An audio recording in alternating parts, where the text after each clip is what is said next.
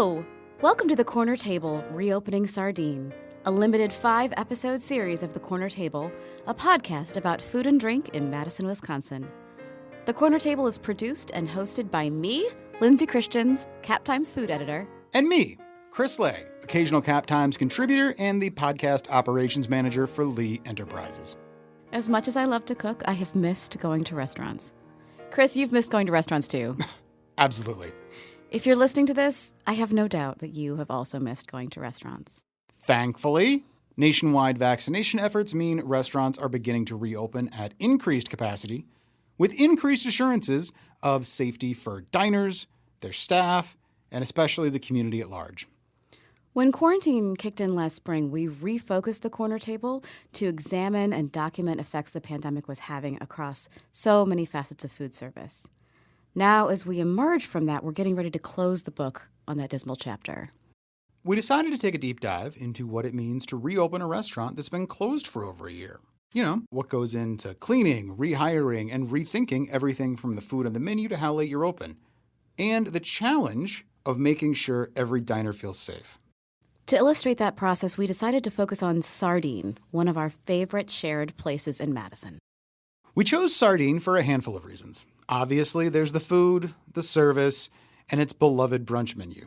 But Sardine was also one of just a handful of places that never transitioned to delivery, they didn't put out a patio, and they ignored the ghost kitchen trend, which adds an interesting layer worth exploring. Many restaurants are having trouble finding staff right now, even more than they did pre-pandemic, but Sardine has managed to retain several dozen employees, many of whom have been with the company for a decade or more. We thought in an industry known for high turnover, that retention spoke to the kind of workplace it is. For this first episode, we interviewed Sardine's co-owners John Gadau and Phillip Hurley about what it was like to shut down for over a year.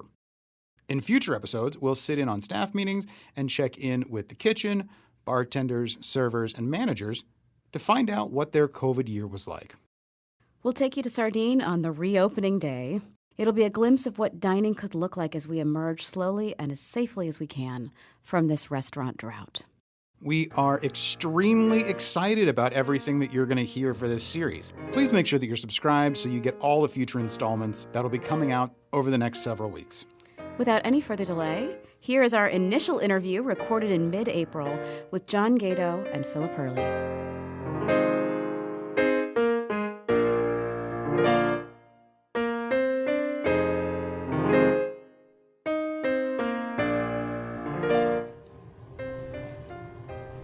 Real quick, can we get, just an introduction, say your name, and then, this is the sound of my voice? Phillip Hurley, this is my voice. John Gadau, we're here in Gates and Brovey dining room.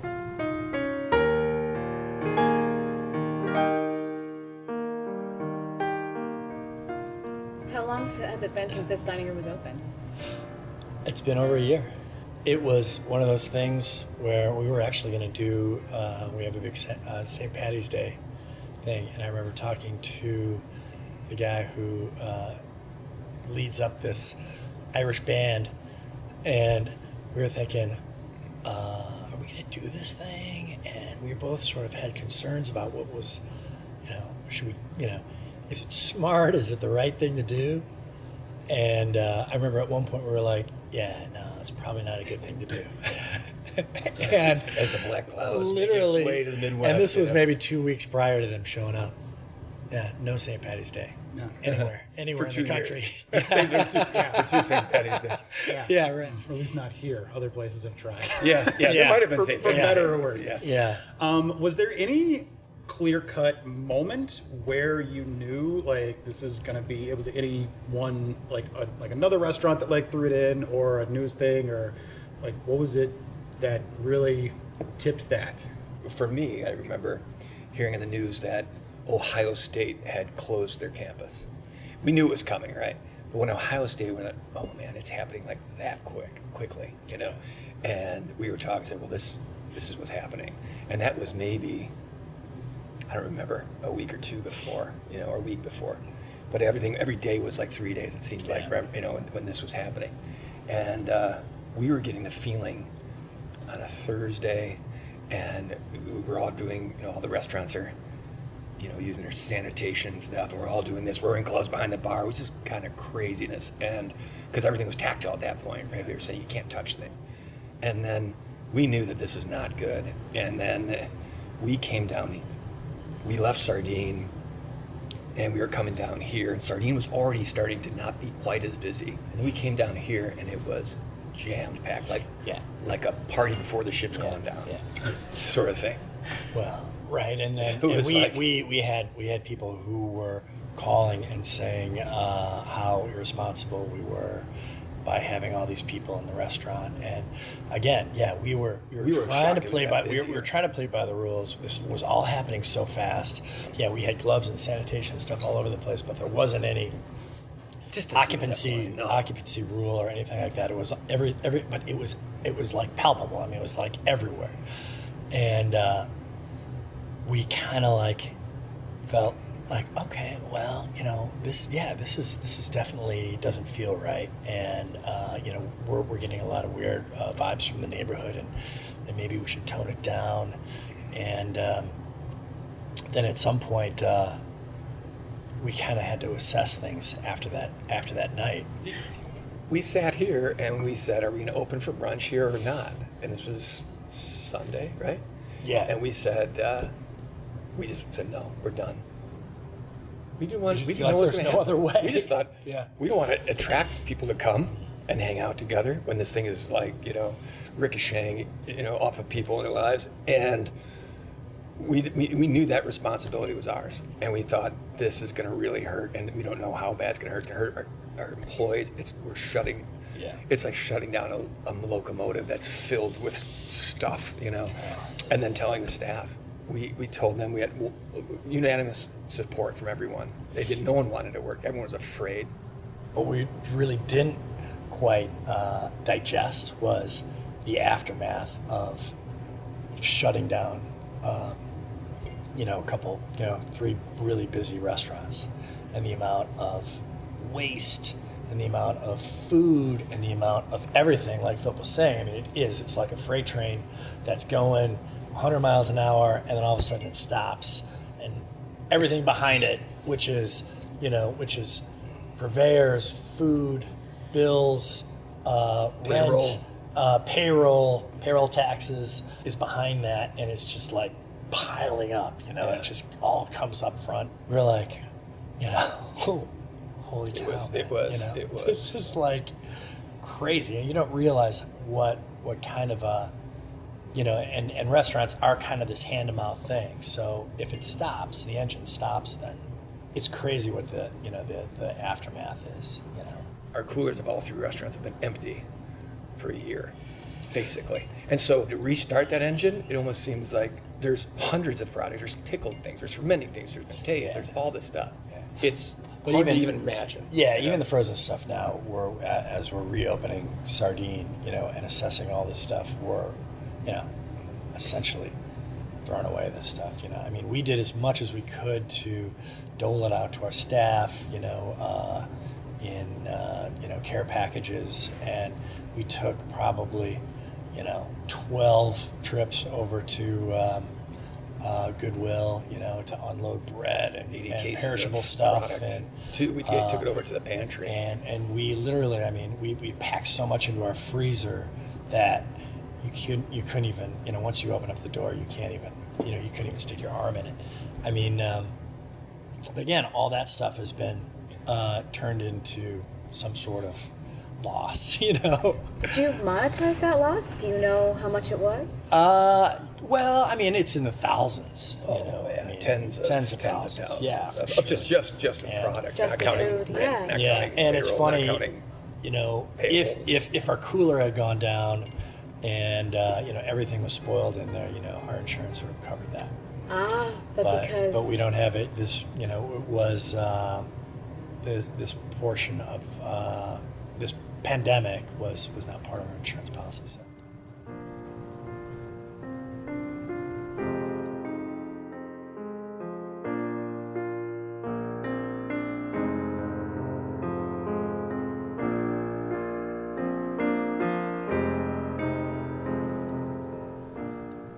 Just to give people a sense of what the train was like before it stopped, Yeah. can you give us a little introduction to Sardine? And to your restaurants here in Madison too. Give us a little sense of where you started and sort of where you were by the time the pandemic came along. Should we start with what, Marigold? Do you want to just go to Sure. where it all began? Well, I mean, we could go to where we met in Chicago. Yeah. How's Where did that? you meet in Chicago? Well, we were in Wrigleyville, which is north of the city, kind of off of Clark Street, like literally about 2 blocks away from Wrigley Field. And we both lived in a 3-flat, just literally across Clark Street on a street called Patterson. And Phillip was working in a kitchen, and I was working in a kitchen, so we were both in the biz. And then I don't know. It was like a snow day, wasn't there? Something like it was a crazy Yeah, it was a snowstorm. snow day, yeah. And my wife and I lived upstairs. We came down to John, and it was his girlfriend, now wife at the time. And we came down and we had some beers together. We talked, and at some point we look at each other. He's like, "So what do you like to do? What do you like to cook? I mean, what are you all about?" It was sort of uncanny. His experience. He was in Similar paths. L.A. at the very same time that I was in San Francisco, and he was working with some great chefs down there, and I was working with some really great chefs in San Francisco area, and so we had that in common right away, that kind of cooking, right? That sort of French-trained, beautiful local products. And Yeah, and then we actually were like, well, why don't we do something? I mean, he was married, and I think your son Griff was probably two or three, yeah. and I was engaged and, to be married that summer.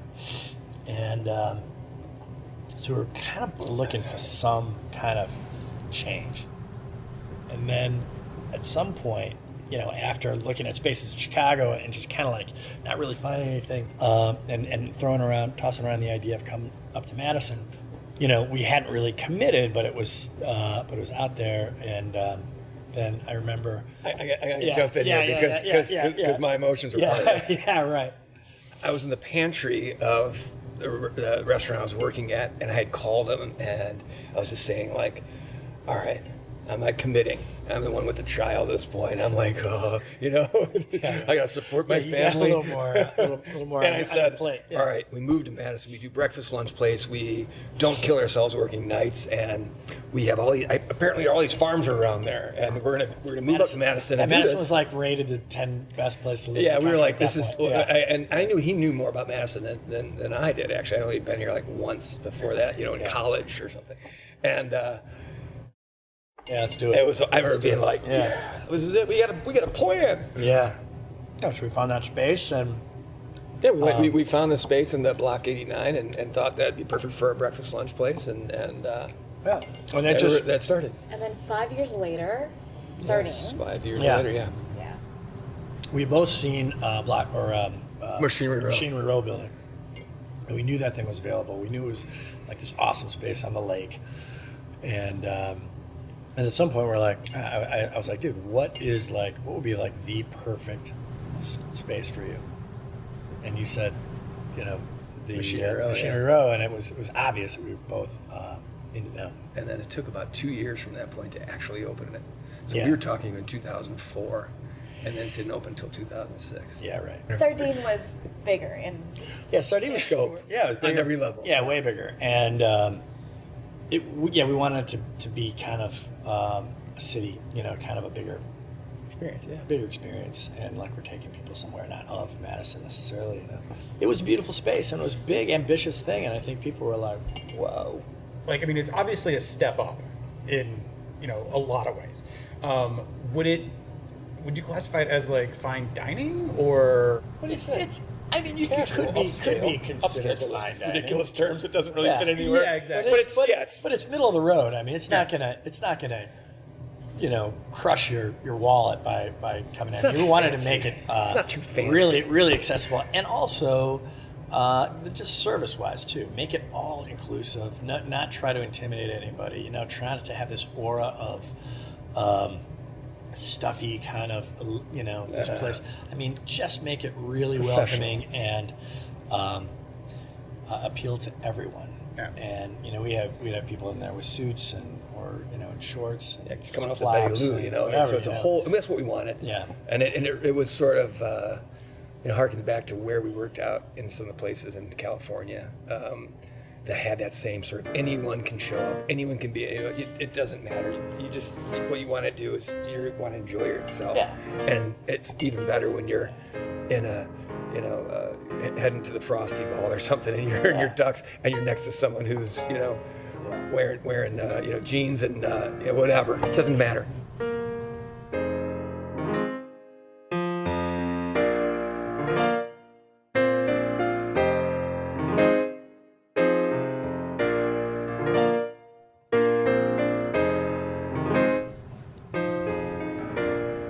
There were restaurants at the beginning of the pandemic who just laid everybody off right away. There were restaurants who tried to hold on to their staff even though they didn't have work for them because everything was closed. Yeah. When, in those early weeks of the pandemic, how were you communicating with your staff and what were you hearing from them? What kind of feedback were you getting from them about how they were doing? Well, yeah, we had a lot of back and forth because we still didn't really know the extent of how long we were going to be closed. There was a lot of talk about unemployment and how people were going about getting that and how much of a pain in the butt it was to get it. And from our end too, there's a lot of different ways to look at it, from a restaurant owner standpoint. But I think we just thought, one, we didn't want to burn anybody out. We didn't want to open it up and put people in harm's way. First and foremost, that Yeah, was it. No one really wanted to work. Yeah, No one nobody was wanted to going, work. You mean we're not going to open? No, they didn't want to come. And we're not going to call them in to work 2 shifts and go off unemployment. And at the time, it just seemed like, the best scenario was to just let these guys, live off that. And we didn't know how long it was going to go at that point, but it seemed like a kind of nice alternative to, It was painful. We had a meeting with all the leadership of the 3 restaurants down at Sardine and basically told them what we were doing and why, and that we really can't help you. I mean, literally, we don't have, our payrolls are giant, right? I mean, they are big. It's the main thing what you do, and then you have no income to do that. Not only that, you have payroll that you're still paying for, 2 weeks, or we had almost 2 weeks of payroll to pay with no income and rent and every expense you can think of, plus all of our purveyors that we owe money to. So it quickly goes into hundreds of thousands of dollars with no revenue. And I don't know if anyone really fully understands that you can go from doing quite well to being woefully in debt. To a point where you're crazy. And so that was maybe the most heartbreaking thing, is that you've always been leaders and owners that are trying to figure out how to do it even better for everyone.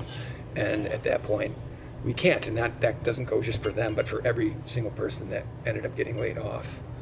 We knew it was going to be a while at that point. I mean, it wasn't going to be, when we really shut down and talked to her, I remember Susan, our general manager, was like, how long do you think? And I remember thinking, and I remember I was kind of stretching it too. I go, like July, August. And that was blown away, because we had plans then we kept monitoring the situation, and we thought, well, gosh, we get on top of this. They're talking about late spring, early summer, and then we thought, let's think about a late summer to start bringing them back. We just kind of thought at the end of the day, and this was really before we really understood how long it was going to go, that it would be, it's sort of apples to apples, you're gonna open, you're gonna dish out a lot of money, you're gonna put your staff at harm's way, you're probably not gonna make any money. If anything, you're gonna lose money. If you don't, right, the caveat is that you may lose some staff, you're not forcing your staff to come back and but work. They don't want to. We're talking from 165 people to bring 7 back? And maybe you end up with the same thing, and maybe you're actually in a better situation by not opening. Every restaurant's in a different situation, and luckily, we had that option even, to go. And there wasn't any guidance, from bureaucracies. I mean, there wasn't, No. governmental whatever outside of The opposite, right? Yeah. And it was the opposite. It was more antagonistic, and you felt like what we thought might be coming down the pike to be relief, you knew was not going to come. And that light you thought would come never showed up. Yeah. Never showed up. I know that there were, organizations that kind of popped up to unify a lot of the actual staff, but were there any lines of communication amongst various, chef, owner, restaurateur within the city talking about things, or was it pretty much everyone just kind of doing their own thing and trying to? I'm sure there were chefs that were in contact, and we were in contact with some. But as time kept going on, it was just sort of became more time between even, maybe communicating staff. You thought we were going to stay in touch. And then all of a sudden, this just goes and goes and goes. And then even the contacts that we had with some other chefs or the people probably were less, but would be, sporadic. Yeah. And there's a lot of times where we would just meet and go, I hope we're doing the right thing. I mean, then we'd be like, we're doing the right thing. Yeah. But we were constantly weighing, when is this going to end, and what consequences by fully shutting down? Even though we thought we got to hold on to any capital we have, and we want to have an option of reopening. I got the sense, when I spoke to you guys last summer, that you were trying to listen to what people had to say, that you were thinking about as we're considering reopening, what kind of feedback can we take from staff so that they feel safe, so they feel ready to come back. Mm-hmm.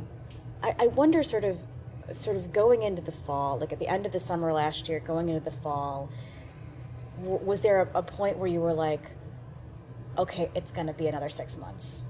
How did anything change for you at that point when you sort of realized it was going to be a while? Well, I think we knew that it was going to be a brutal winter, for one, and we knew it was definitely not going to get any better. I think there was a time when, it really kind of all dawned on us, and kind of it sank in that, we're probably not going to open until spring. We had an outdoor meeting in Sardine's parking lot, and we did it with Marigold. The Marigold we did much earlier, actually, because we knew that downtown was done, and the idea of trying to, and for other reasons, we knew that we were putting that to bed, and that we were just going to bring that back when we could. And so that was brutal to tell all of them. And these are people who've worked for us since we started, a lot of them. And that was brutal. And then we had met with everyone. It was just like a pretty rough few days, basically, looking at our staff and saying, this isn't going to happen until spring. And we knew that probably in July, because we knew there's no reason to open up in the winter. And we did other little functions. We did some catering things, but nothing to any scale. And it was, we emptied the rosé, pretty much our rosé that we knew wasn't going to be good by the time we opened. Oh yeah, so it turned into we spread out over the whole parking lot and just drank a lot of wine. Oh, yeah. And there was tears, and it was very sad. Double shots of bourbon and that sort of thing. Yeah. Yeah, it was. It was kind of a release. And, it was. It was super sad, and that was Sardine. But Marigold. Sitting down with these guys outside and telling these guys, especially Marigold, some of these guys were working with us since 19 years, and saying you guys just go ahead and get new jobs, because we can't. We don't know. We can't tell you. We can't tell you what to do, but we're not going to be open. Yeah. It's brutal, and not everyone. And it's not like it's your fault. It's not like exactly. No, and there's no one to be frustrated with. And that's what we're telling to Antonia, or these guys have been working for us for so long, who've looked up who are like to us, and we're crying, and we're like, it's not our fault. And it's not our fault. And apologizing for it. It's crazy. I never would have thought that this would have been the case. And restaurants would have been so vulnerable to something like this, but it was. It's crazy. Yeah, it's crazy, and it makes you almost not want to be in this business. Yeah. After something like this, but restaurants are such a a fabric of a community, and they bring people together. I think we have kind of a, there's like a mission that we have, to, reopen, and and to be kind of the bearers of, this joyful sort of celebration, when things get back to normal.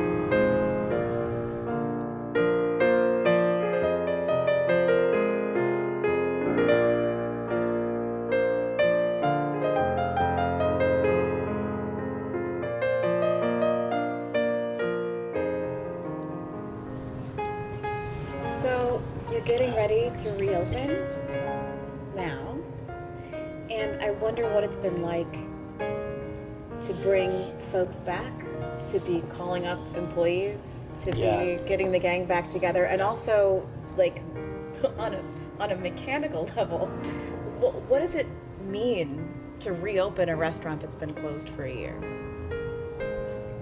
Well, it's truly like opening up another restaurant, right? I mean, it's opening a new restaurant, even though.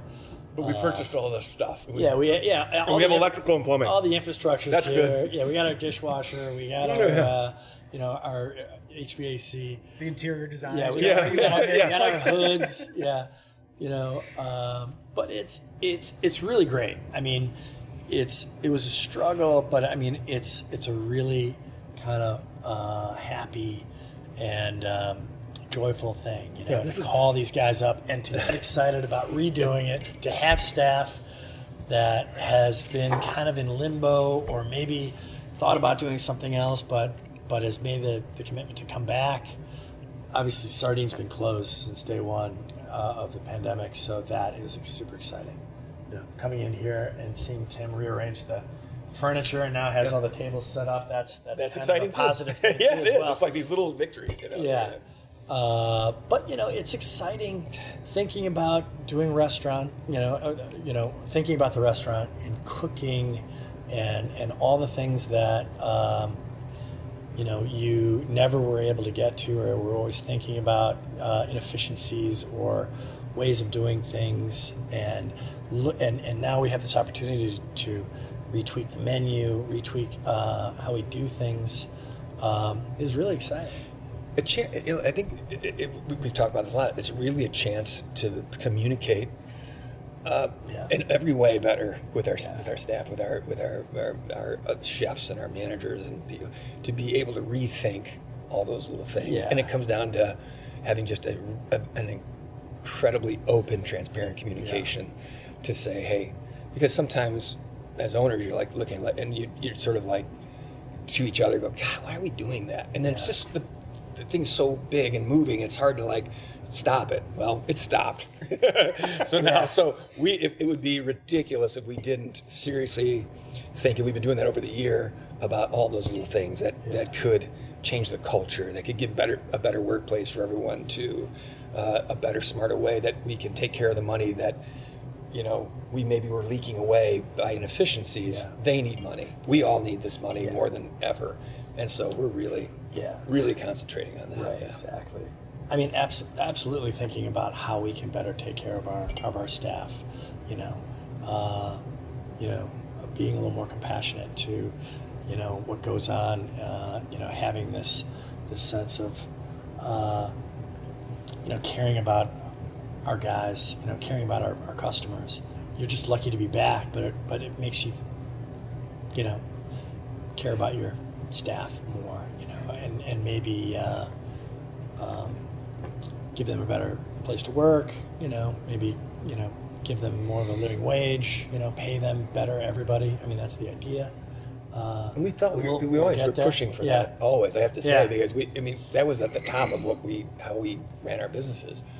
But when everything's taken away and everyone's exposed and are so vulnerable, that, we can only think of how to do it better. It's just like, it's not fair, and so we have to be smarter and really think what we can do that ensures them more security, But with that comes a new way of looking at how to do things, In this case, having a smaller menu, maybe being more efficient, doing things differently that are easier to put out, but yet it's not losing anything.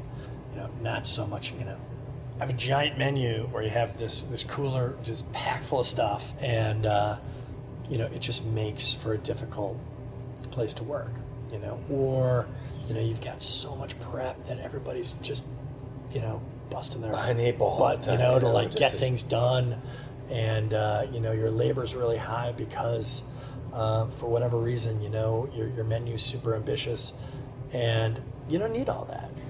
Are there things that make Sardine that you think you could never change, that are essential to who and what the restaurant is? The roll mops. Roll mops. There you go. I don't know. Yeah, we got to get So more of are you those. talking about food? Those might still be good. Are you talking about? I mean, I'll take them off your hands if they're not. Yeah. I think this. When I think of Sardine, I think of it a joyful place where we have hired kind people, and we do that at Gates Brovey and Marigold. We first and foremost look for just the nicest people we can that want to serve other people and have a high hospitality quotient. Food can come and go. Yeah, I mean, people could say the steak frites or the mussels or anything. Of course, those aren't going to go anywhere. But it's the bigger picture of like who we are and how open we are, and the kind of as John was saying earlier, like this is for everyone, and there's no air or arrogance in our place, or that's what Sardine. Come and enjoy the fun and the beautiful space in the lake and generosity, I think. You guys are in one of the better positions in town, from my understanding, where you have, I mean, what, like 99% of your staff is returning? To where, I mean, people are going to walk in and feel... It might be 97. Yeah. I don't know. It's still But it's a high. It's a high. very high by comparison. So that's we're so fortunate. Yeah, we're so and excited because it's like we do don't want to overuse the idea of family, but it truly is a fun family sort of environment when you see people that you've known for so many years and then you don't see them and you just think, God, is anyone going to come back? Or we know, and then we're sort of like, putting out feelers. Well, they're thinking they want to come back and they're asking about it, but I haven't heard from them or this. And then to sort of put it out to our kitchen, to the front of the house, and to see the response, it's a great feeling. That's a happy part of the story.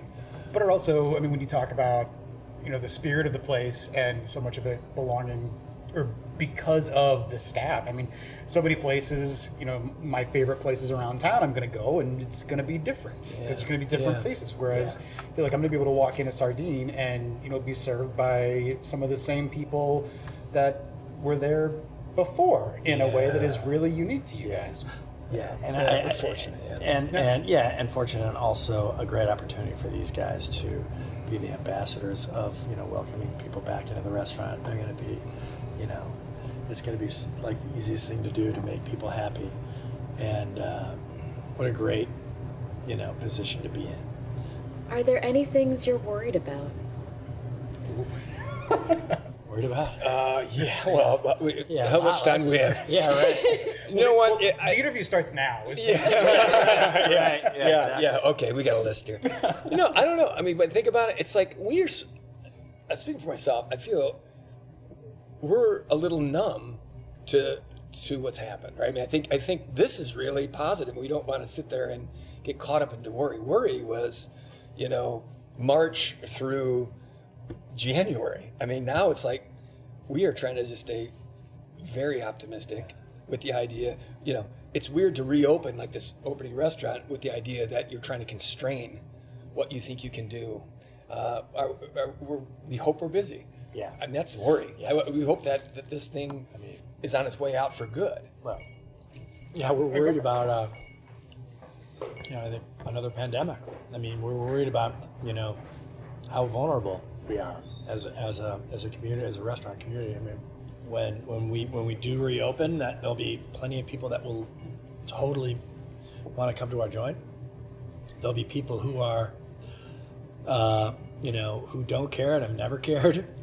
There'll be people who are vaccinated who are totally ready to go out, but then there'll be a psychological aspect that will last for years probably. So even when we're at 100%, I don't think we'll ever be back to where we were prior to the pandemic. So that's altered probably, the restaurant forever. We're shell-shocked. I mean, I think Yeah. that you can't get away with the idea is that we're excited and we think it's opening, and there's plenty of places around the country that are wide open right now and have been for a little while, or at least in the way they're behaving or conducting themselves. But yeah, we just want to make sure that it actually gets really busy again. Yeah, to and get it back, will. because it's so fun. Yeah. We do this because it's just a joy, and it's like an absolute riot to walk in your place when it's busy and people are having fun and you're seeing people and your kitchen's thumping. It's just, we want that back, And who knows? It might. And I think once people kind of touch the flame and realize that they really are just dying to get back to their life, and they're ready to scrap all the anxiety and the worry, that it will happen, and we'll be back in the roaring 20s again. Yeah, let's hope so.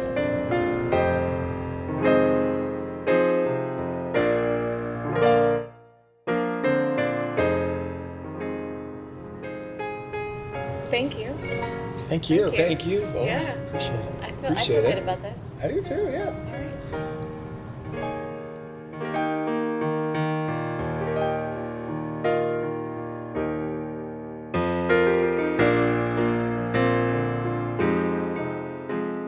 This has been The Corner Table, Reopening Sardine. The Corner Table is a podcast about food and drink in Madison, Wisconsin, produced by the Capital Times. Patrick Christians composed our music. Eric Lawrenson edits the show. Links to any relevant content, as well as ways you can contact us directly, can be found in the show notes. Did you enjoy this first episode? You did? Then you will for sure love all the episodes that we've got lined up. So make sure that you're subscribed on whatever app you use so that you can get every new episode delivered as fast as we can serve them up. If this was your introduction to The Corner Table, there are well over 100 episodes for you to discover, where we explore every nook and cranny in the world of food and drink in Madison. For the next episode here, we're talking to staff as they get ready to reopen Sardine. And Lindsay even got to sit in on a wine tasting. Fancy pants. Until next time, I'm Lindsay Christians. and I'm Chris Lay. Our wish for you this week is a beer-boiled brat that's been seared to crispy perfection on a pretzel bun. Topped with stone ground mustard, grilled onions, and sauerkraut, and served with a side of German potato salad. Cheers!